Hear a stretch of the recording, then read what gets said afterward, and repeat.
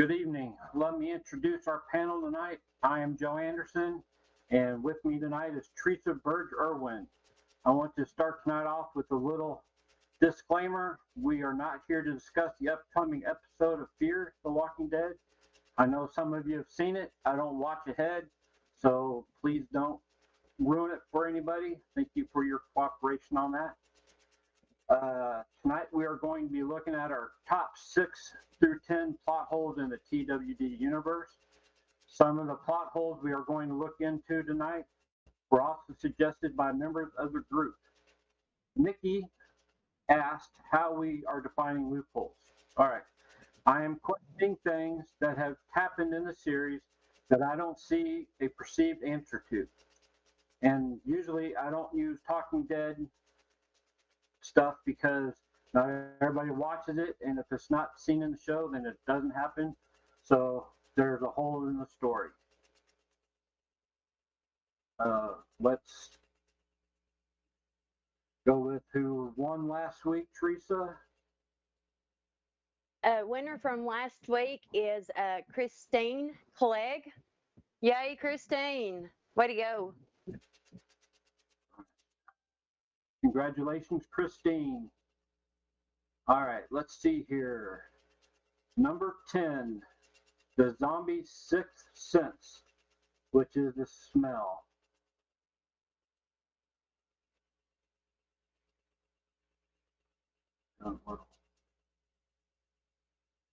Here, okay. Now then, in season 1 of both the TWD and FTWD, we are led to believe that by wearing walker guts and such, people cannot be actually smelled by the walkers. Then we learn that they are all but dead, so minimal animation. So how is it possible that when nothing else works, the sense of smell does? That's something I do not understand.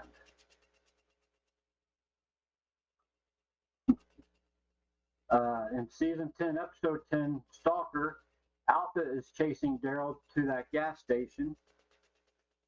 She stares down a walker in that gas station whenever they come up on them. She isn't wearing anything to make her into, I don't know, the whispers they are, but she just stares them down, and that doesn't make any sense. I mean, they're walking around in tan skins, which do not smell of anything. So if a walker isn't able to breathe, how can they smell? Teresa, you have anything to add into that, or? To be honest with you, I don't. I'm fumbuzzled on that. You're what on that? I'm fumbuzzled. Fumbuzzled. I don't think I've ever heard that word before. What is fumbuzzled? It's Southern confused. Hey, I'm as Southern as the next guy, and I've never heard fumbuzzled. Oh, okay. Let's see here. Well, what really doesn't make sense with it all is that whenever here in the newer episodes, they don't have faces, half of them don't have noses, they don't have any kind of a way to smell, so their whole idea of the walker smells the living just kind of doesn't hold water anymore. So. No, you are right about on Fear. They are missing that whole face there. It doesn't make sense. I mean, it's not often that I don't have something to say, but I don't know what to say to that other than Hollywood magic. I think it's a lot to do with just wanting to. They always say that they planned on having the show last forever and a day, but I really don't know if they actually expected it to get this far to where it would become a problem. I mean, I'm sure that. Actually, I read something just like yesterday, I think, and wait, maybe an earlier today, but it was an article from like back in 2012. Or when did it start? 2010, 2010. So 2010. yeah, it was like 2 years. It was like season two, and they said that they were starting like on the second half of their final season. Uh-huh. That The Walking Dead was. That I mean, I don't even think that they were expecting it to go past that. Early on. Okay. I thought that was interesting.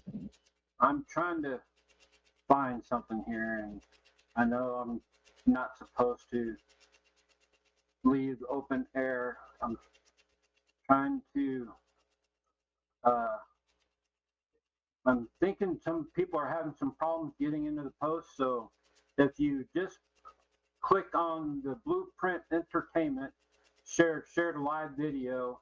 If you just click on that picture, it says click to expand. And if you do that, then you should come into the comments for this show. If not, if you can't find that, we are using also the post that's up, the discussion ATWDNH post. So if you need to write your comments in there, that is another place that you can write into. Right now, I'm trying to find that post again. So let's see here. Let's go into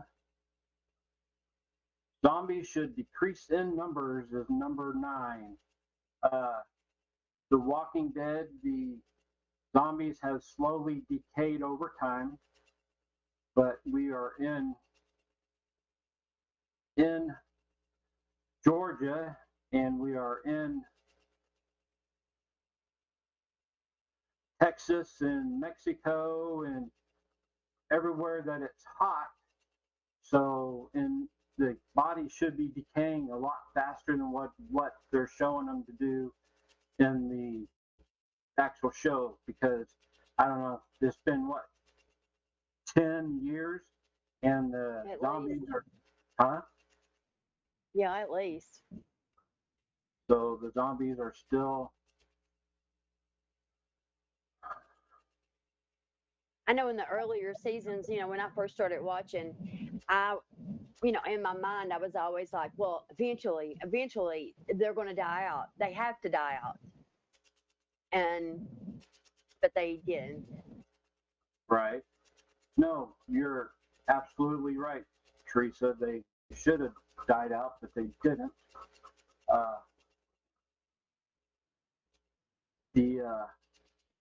even in the colder states, whenever the body's half water, so all of them should have frozen as well. So I mean, it's kind of like it's.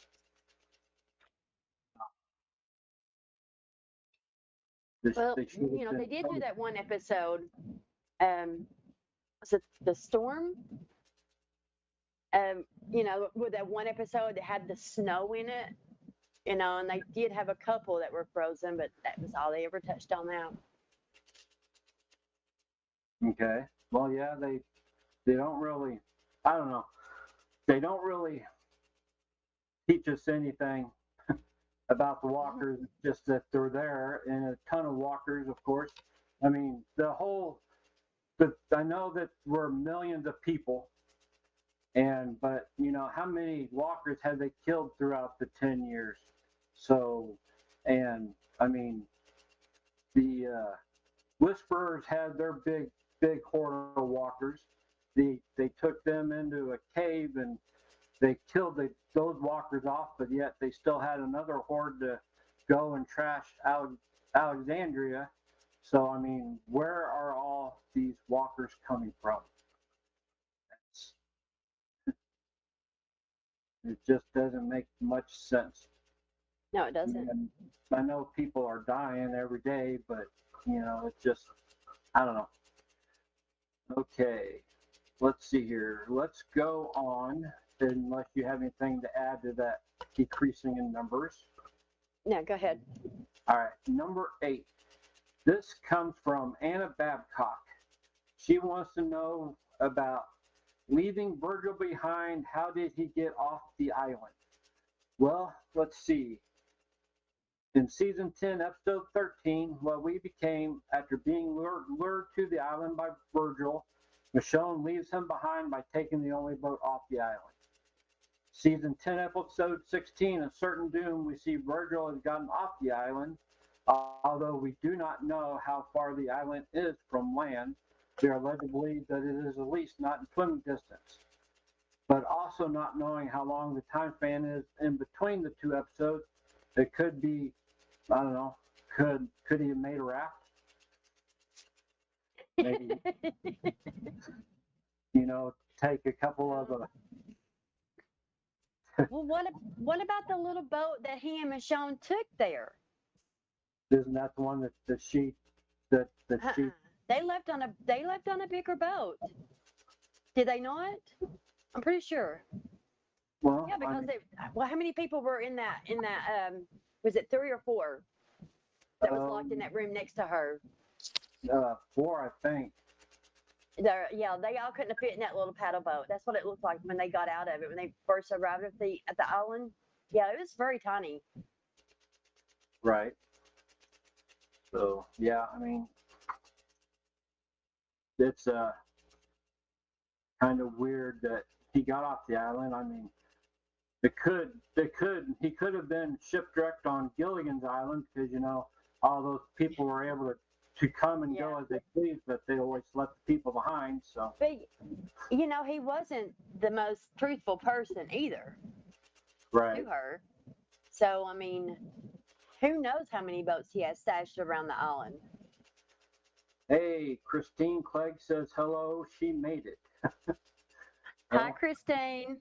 And Forrest says hi as well. I'm glad you found us, Ann. I hope I was able to answer your question. Hi, Ann. I guess I was, since you're here.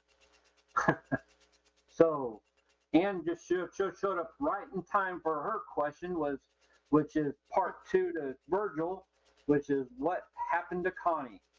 Well, the episode at the end was I didn't even write it down, silly me, but the season ender left with the cliffhanger with Virgil coming up on Connie. That was supposed to be the season ender, so they were going to have that as a cliffhanger. So that's why we weren't told anything about it later on in the last 6 episodes. But what do you think happened to Connie, Teresa?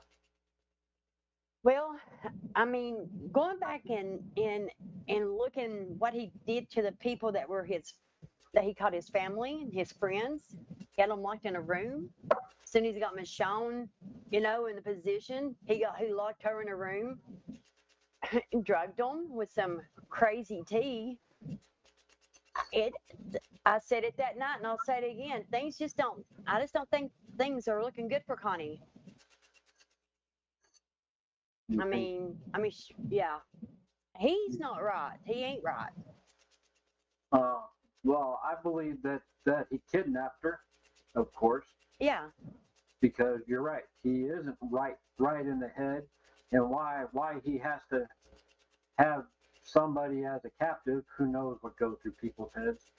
But hopefully, unless they do what they usually do, and when they have cliffhangers and they go and don't answer it when they started, hopefully we'll get an answer to what happened to Connie in the first couple of episodes of season 11. I don't know if that answers your question there, Ann, but that's the best I can do for that. Yeah, and I do a lot of reading. I read a lot of articles, a lot of their interviews, and they're hush about Connie. Right. They've been asked. People have asked. Right. Ann said, I think he will use her as leverage. Yeah, I mean, he'll Oh, use her, 100%.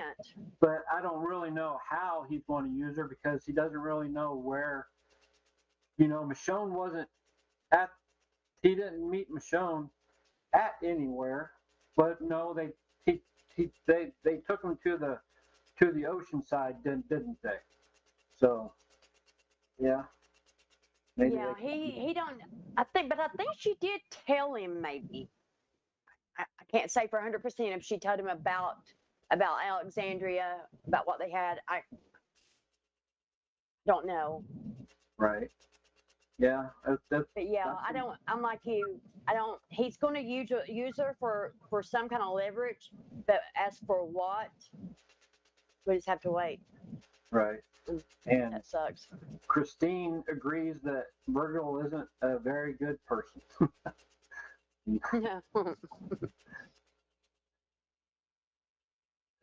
yeah, they said we're going to see Connie again. Right. Okay. Ann says, I think Luke did. I don't know who's Luke. Do you know who Luke is? The musician. The had the Stradivarius, the right. violin that Michonne chopped up with her right. with her. Yeah. The curly hat. He played in Harry Potter. Right. Not yeah. Harry Potter, but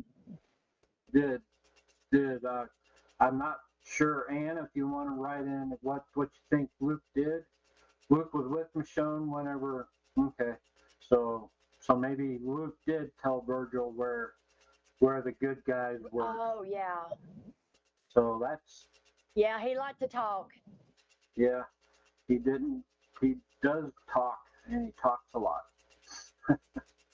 So, thank you, Ann, for telling us that, because I completely forgot that part of it. Let's see here. I think that, are we on to number 7, or do we need to talk about Virgil and Michonne and all of them anymore?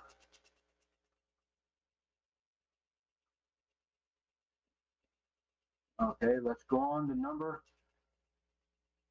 7, Herschel's prosthetic leg. This one comes from Gail Begani. Okay, Gail, let's see here. In season 1, episode 3, Seed, Rick cuts off Herschel's leg after being bitten by a walker to save him from the spread of the virus. And of course, yep, we went over the virus in our last episode, so I don't, unless people need a refresher on that, we won't go back into that part.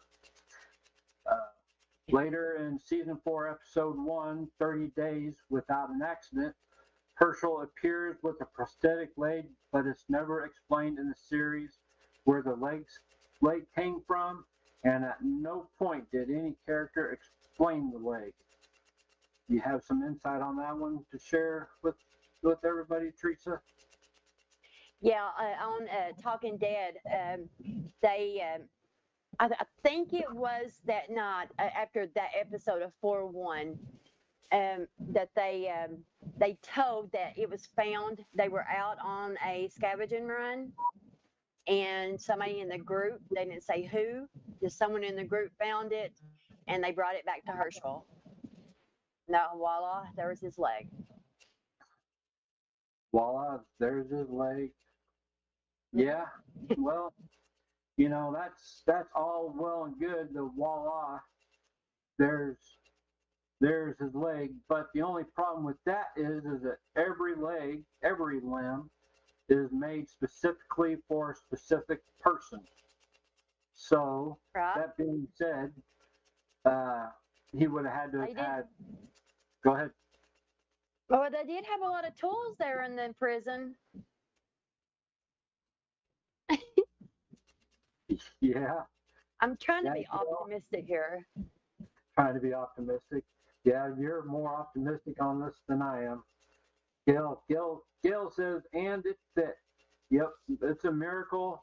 It fits. We can have a leg and stick it in a hole for future reference. Actually, if you all look back, if you go to my page in the group, And well, I post a lot, so it might take you a lot to get down to Tuesday for Truth Tuesday.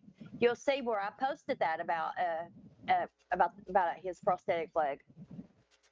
I don't know if any of y'all saw that fact that I posted. What did it say, Teresa? It was about him. Oh no, it was about it being on the Talking Dead and the group finding it. Right. Yeah, I had a little bit more info to it, but I can't remember what it said on it. Yeah, Christine said the leg just kind of appeared, but yeah, it came from a supply run, I think. Yep. Mm-hmm. I mean, that's. I know it didn't come out of the machine shop there. It's just that, that they're there again. How hard would it be to put a line in there saying Daryl and Carol and whoever went on the supply run and poof, here's your new leg. I mean, it's not that hard to let the audience know where stuff comes from. I mean, just letting us. I don't know. Maybe they want to keep us questioning, which is okay. But after a while, we need answers. Yeah. Half the time, the questioning puts me off, and sometimes I quit watching for a couple weeks just because. Not really, but yeah. Yeah, no, that ain't nothing puts me off from watching The Walking Dead. Well, I don't know. Back whenever they were right after the prison and all that, it got kind of a few episodes and seasons were kind of boring. You know, they lost a lot of viewers because of it. But I mean, did you say after season 4? I mean, after season 3, after the prison? Right. I'm shocked. Our producer, Blueprint Entertainment, says it was so low key that I didn't even remember he had a prosthetic leg. Yeah, I mean the best. Hey, and he got around on it good too, especially during the sickness in the prison, how he maneuvered on it when going up them steps, and then he was like chasing that walker down to get that whatever that thing was that he needed to help Glenn. Right. He moved around on it good. I mean, they didn't cut off Rick's arm because they didn't want to spend all that money out on the CGI. So they probably just had to. Gail says the governor episodes were kind of boring. Yeah, Gail. Oh my goodness, yes. It's kind of the problem with Christine. I remember wondering about the leg conveniently fitting and all that all the time, but there were so many other things happening. Right. You're right there, Christine. With the governor story, they did a big build up. I mean, every episode was this will the governor attack? Will this happen or won't this happen? They take Glenn and Maggie and do all kinds of weird stuff with them. They build it up, and then we get a minute or two of ending. I mean, they ended the governor better than they ended all out war, but this has been one of my big sticking points to The Walking Dead, that they have all this build up for little reward at the end. I mean, we had, season 3 of Fear the Walking Dead. They had the dam, and the dam blew up, and then all of a sudden we're all happy-go-lucky in a 7-month or 3 years later in a ball diamond. No mention of how we got together. No mention of how we got Luciana. Well, if I take that back, what's her face? Mama went and found her because son was sad. Yeah, she had told him. Go ahead. When they were at the ranch, when she decided to leave from there, she told them, where she was going, that she was going, I don't know if it was family or friends or whatever, but I'm assuming that Madison took off in that direction looking for her and Right. found her in a hotel. Right. But we never Yeah. saw that either. But they did mention it. Yeah. Well, at least they mentioned that, I guess. I must have missed it because I just did. Oh, well, And I missed it the first time too. right. But you keep on watching them over and over and over again. You know Yeah. them better than I do. You know these episodes a lot better than I do. Maybe you should be hosting this. No, no. Ann says, bamboo bag and the tube to intubate intubate Gwen.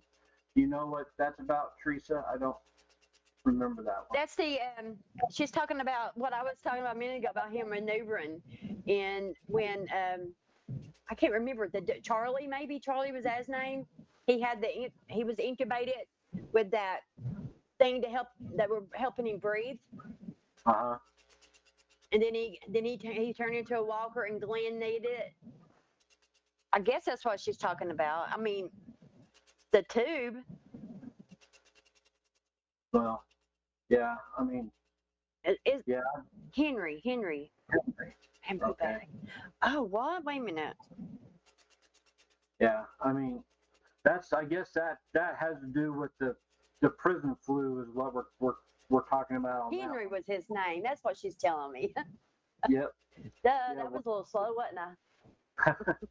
we're talking about the prison flu again, which we discussed the prison flu in the last episode. You can catch the last episode on the Blueprint Entertainment page, and you can hear us talk all about it on that.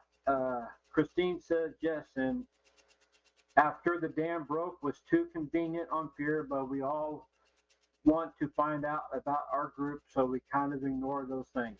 Yep, that's the whole thing right there. We try, we ignore it until we can't, and then we do a gripe session like we're doing right now.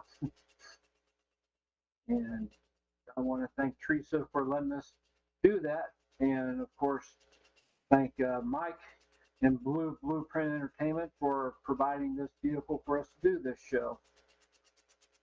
And Force, Beer, so okay. Sorry.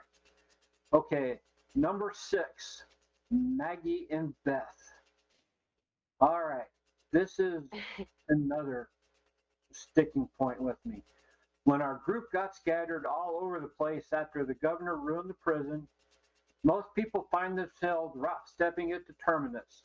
And as we know, Maggie is separated from Glenn and Beth. Of course, Daryl finds himself looking for Beth after her abduction, and then he hooks up with Carol, and they both go in search of Carol. In search of Carol, in search of Beth. Sorry. Meanwhile, Maggie is leaving messages for not Beth, only Glenn. She's telling him where she is going. If she really had the big bond with her sister that they all said that she did, why was she only leaving? And of course, they're the only 2 greens left in the whole wide world.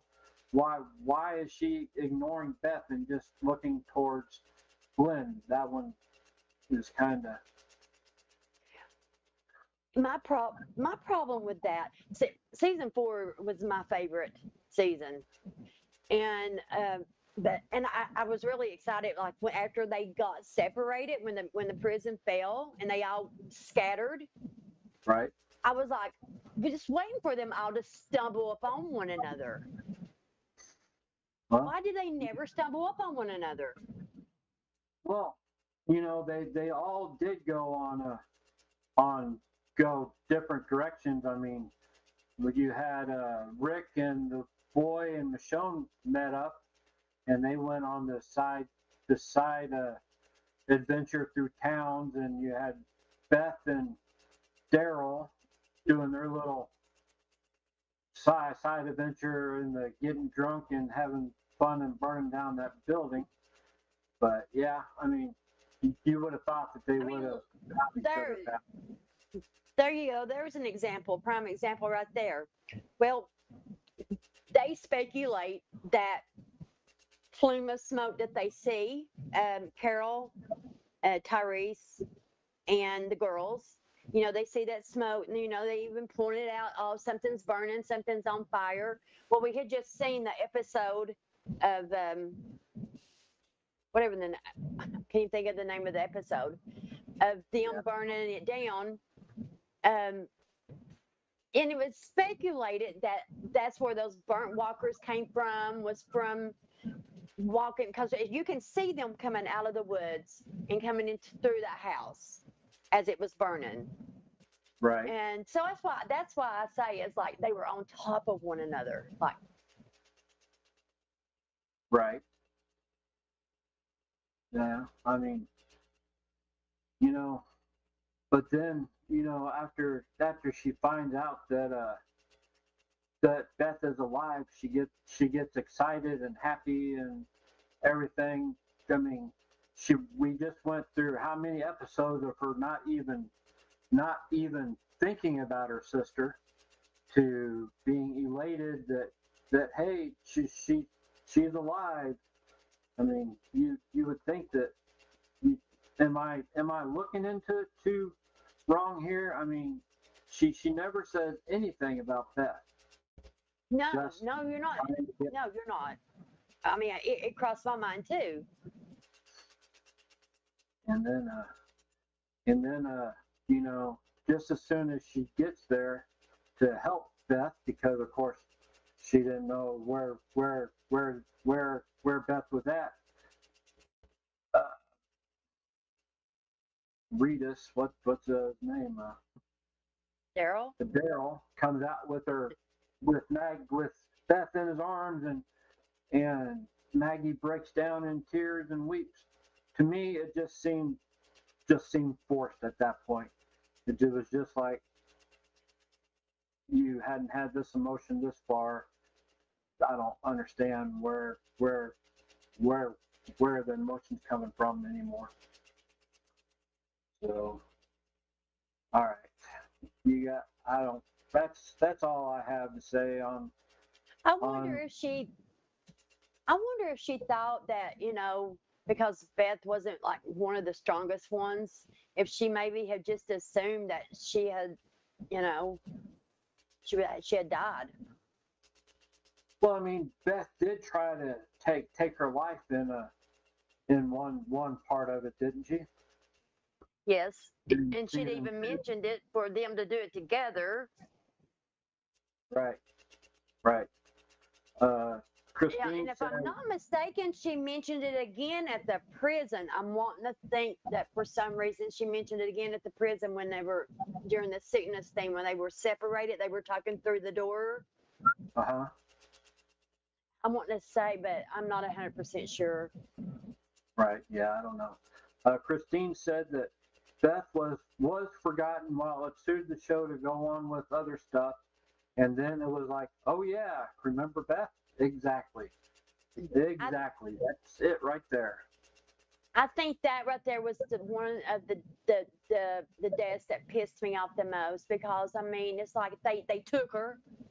Right. They suddenly took her, and then here we're all wondering where she's at, and they have this build up, and then they finally bring her back in the next season. She's 2 episodes, and they only bring the group there for her to die.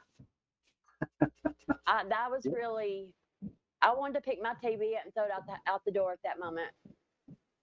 Yep, that was the only purpose of bringing the group together, was for Beth to die. And that's it. So I got a bonus. That's the 6 through 10, and this isn't a plot hole, which I thought it was. Christine said, yes, it was too quick. She's back and then she's dead. Yep, that in a nutshell. I thought that this was a plot hole, and I had it on my list. And Gail brought it up about Shane dragging Rick out of the woods whenever and ending up in front of the farm whenever they were in season 2 walking through the woods to find Randy, if we remember back that far. Better Angels. Yep, Better Angels. There you go. Season 2, episode 12.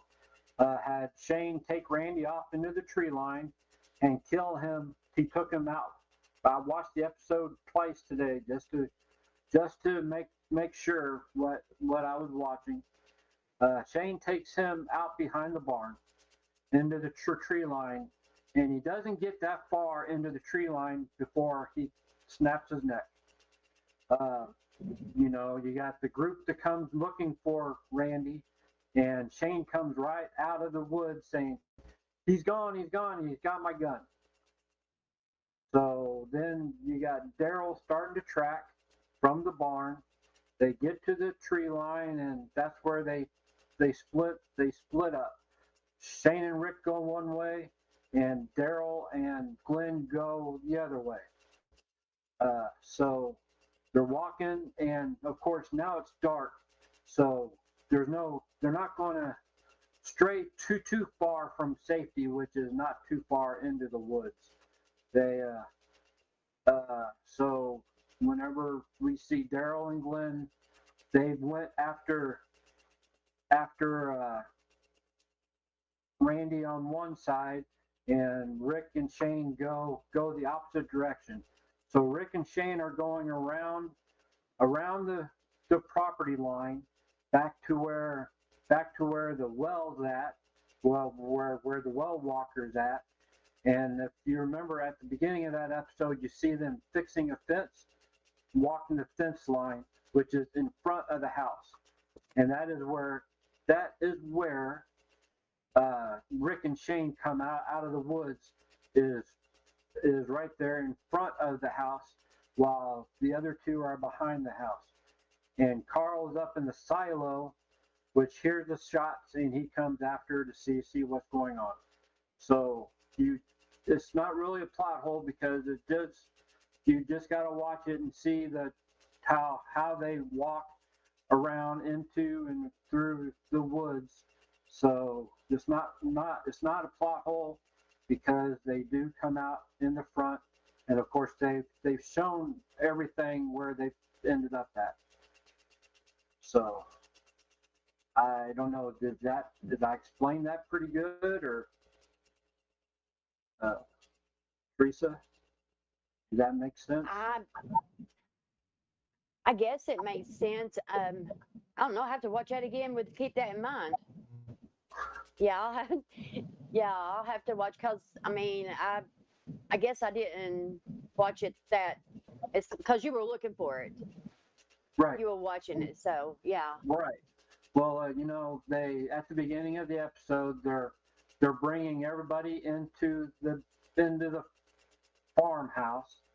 So, and yeah, Gail, that is when he tried to kill Rick, because they are, like I said, they go all the way around into the front. When they come out of the woods,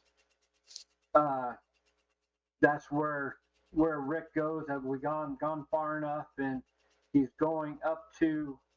He takes the gun out to go to give to Shane.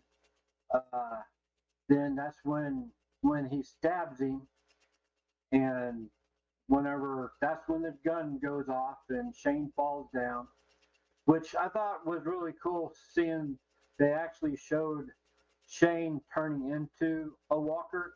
They'd never done that before or since, and I thought that was pretty cool. It was kind of like the old Incredible Hulk, whenever they changed him into changed it into the Hulk. It was kind of cool. Anyways, whenever Gail just assumed Shane was trying to get him further away, well, I'm sure he was trying to get him further away, but Rick was in the lead. Rick was going exactly where Rick wanted to go. He wasn't uh, letting Shane take him anywhere that Rick didn't want to go.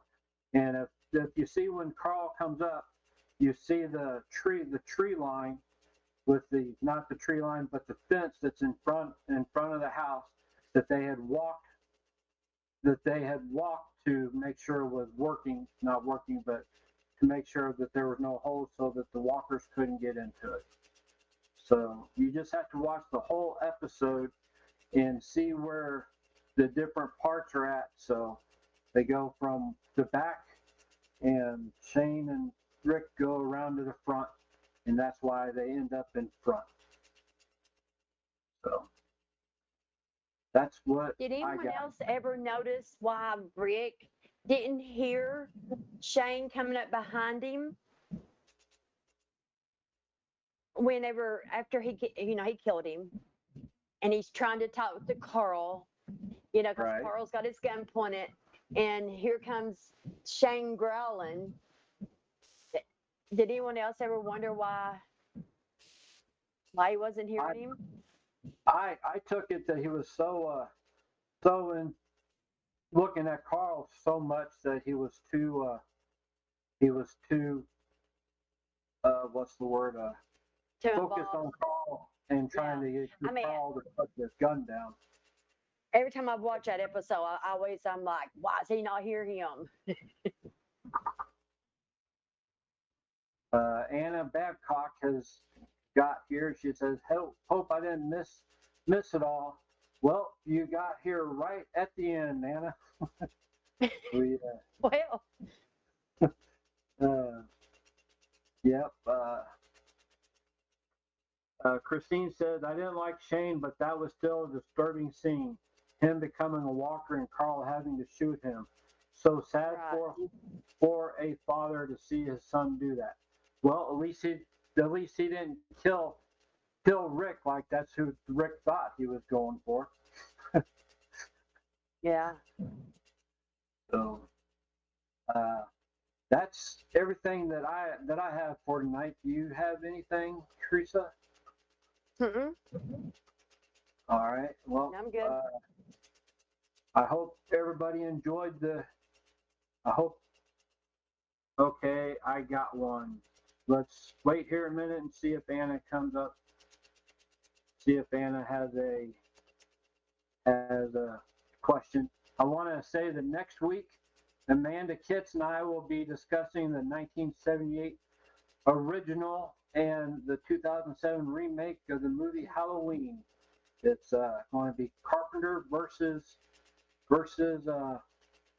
Zombie, which I like them both, so it ought to be a good thing for that. It'll be just Amanda and Joe next week. Why is that?